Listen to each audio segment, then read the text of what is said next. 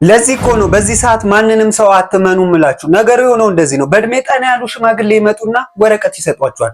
ልጄ ባካችሁ ማንበብ ስለማልችል አንብብልኝ ይሏል። እድሜ ገፋ ያሉ ሰዎች ናቸው ብላችሁ ስለማታምኑ ወረቀቱን ስትገፍቱት ብናኝ ነገር ነው ወደ አፍንጫችሁ የሚገባው። ያ ነገር ወደ አፍንጫችሁ ከገባ በኋላ ምን እንደተፈጠረ ሁላ አታውቁም።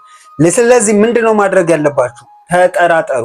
እንደዚህ አይነት ነገር ሲገጥማችሁ ማገዝ እንኳን ካሰባችሁ፣ ለመርዳት ካሰባችሁ ከእጃችሁ ራቅ አድርጋችሁ ወረቀቱን ክፈቱ፣ አማትቡበትና ክፈቱት። ያለበለዚያ ግን ያሽታ ወደ አፍንጫችሁ ከገባ በኋላ ያላችሁን ንብረት ሁሉ ትዘረፋላችሁ። እንደዚህ አይነት ነገሮች የደረሱባችሁ ሰዎች ኮመንት ላይ አስታውቁልኝ። ለሌሎችም መማሪያ እንዲሆን ደግሞ ላይክ፣ ሼር፣ ፎሎ በማድረግ የጥንቃቄ ቪዲዮ እንዲደርሳችሁ ይህን ቪዲዮ እስከ መጨረሻው ተከታተሉ። ስለዚህ ከመዘረፋችሁ በፊት እራሳችሁን ጠብቁ።